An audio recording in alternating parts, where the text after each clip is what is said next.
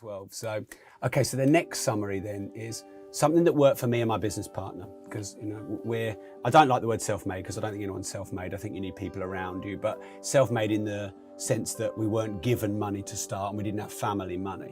That's hard. And I think the gift in the business we've grown is I have a business partner who's very conscientious, very analytical, very skeptical. His answer is always no. Right. For years, I have a partner like that too. Right. And then, and I'm the opposite. And so that allowed me to go and do the sales and the marketing, and allowed him to clear up my mess, accounts, finance, structure, organization. So to anyone listening who isn't really a natural sales or marketing person or doesn't want to learn it, partner or align with someone who is. And you probably make a great team.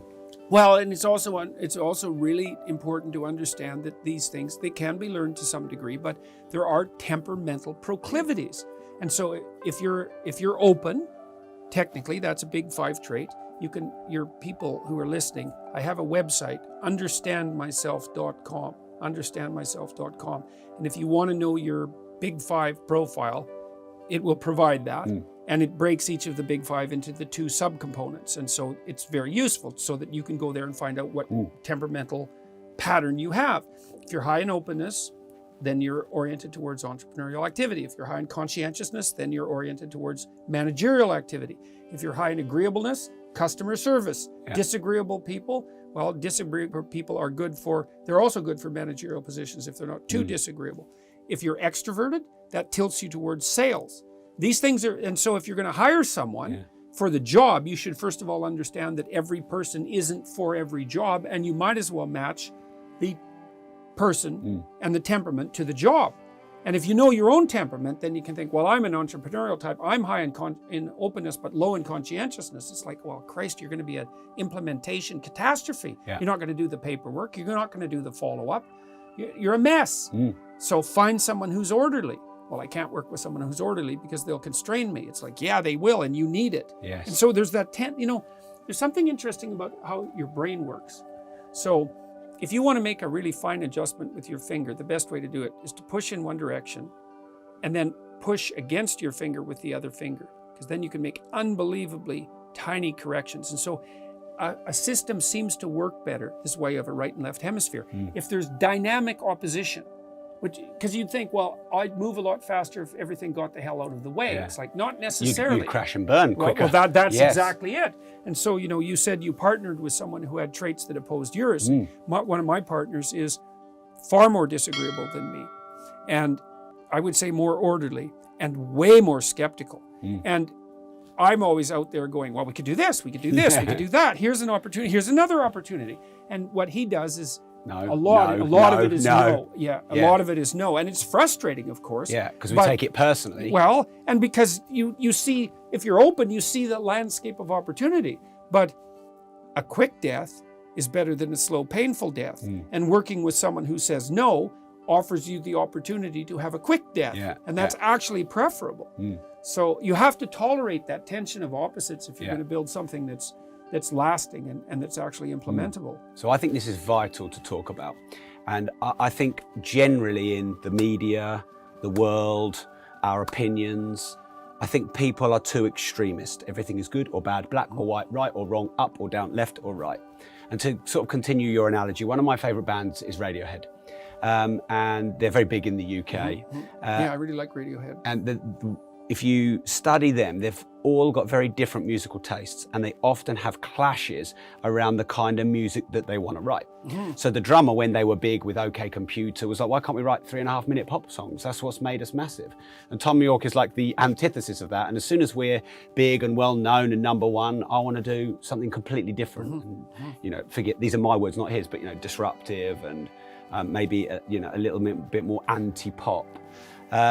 And then you've got Johnny Greenwood, who's classically trained, whereas Tom York plays the piano completely unclassically trained. If you have a classically trained pianist, they're like, how does Tom York play the piano like that? The timing, everything, it's wrong. It's all wrong, but that makes his haunting melodies.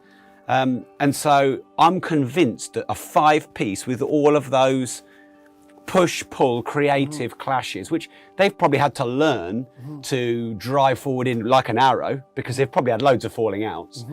I believe that is tantamount to them being the band that they are. And I can say, working with business partners, and I have an MD, and we have about 75 staff. And because initially I wanted Progressive to be hire everyone like me. And then I wanted to hire everyone the opposite of me. And then it was all men. And then when we're too many men, it's like too much testosterone. So then we're all women, and then that brings a different energy. And I'm convinced with families and companies, there needs to be this balance. Well, all these different, so that's genuine diversity. So that's the first thing. If you want genuine diversity, you go for diversity of temperament, right? Not diversity on the basis of ethnicity and that sort of thing. You go for diversity of temperament. And there wouldn't be, from a biological perspective, all these different temperaments wouldn't exist if they didn't have their niches, right? So, because there'd be no place for them. And the thing is, people actually are different, and they're different because differences are required in different circumstances. And it's, well, another reason to do the personality testing, I would say, is, well, first of all, it's enlightening. I had my kids do this personality test that I told you about. How old are your kids? They're in their mid-20s now. I had them do it when they were in their teens. And because they, I tested out the things I was developing on them.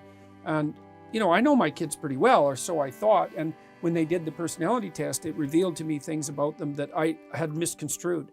It was really useful. So I thought my daughter was far more disagreeable than she actually was. A lot of the clashes I was having with her, I was having because at that time anyways, she had pretty high levels of negative emotion. And I thought that she was disagreeable. She wasn't. She's very agreeable, but she would get upset quite easily. And so I learned to some degree to comfort her when she was upset rather than argue with her. And that was extraordinarily helpful. And I thought my son was easy to get along with, and he's unbelievably disagreeable, but he's very, very low in negative emotion.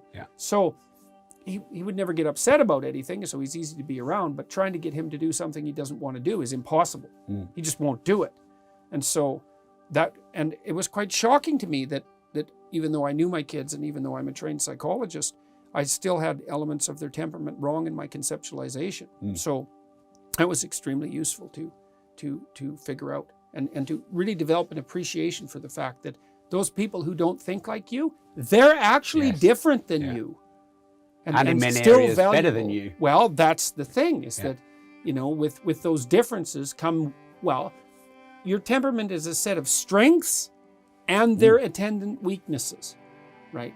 And you don't get the strengths without the weakness. So the thing about open people is like, well, they're creative, but they're all over the place. And if you're open and high in negative emotion, it's a rough combination because the openness destabilizes you, right? You don't have a stable identity because you're interested in this, and then you're interested in this, and then you're interested in that, and maybe you can handle that. But if you're also an anxious person and have some difficulty with uncertainty, you basically undo yourself by being creative. It's like, well, how can you stop being anxious if you're never in the same place for more than 1 minute? And so lots of people who are really creative and high in neuroticism, they just unglue themselves. And so for people like that, I recommend it's like, try to make a damn schedule. Like try to hem yourself in a bit because you'll just burn yourself out with nervous exhaustion otherwise.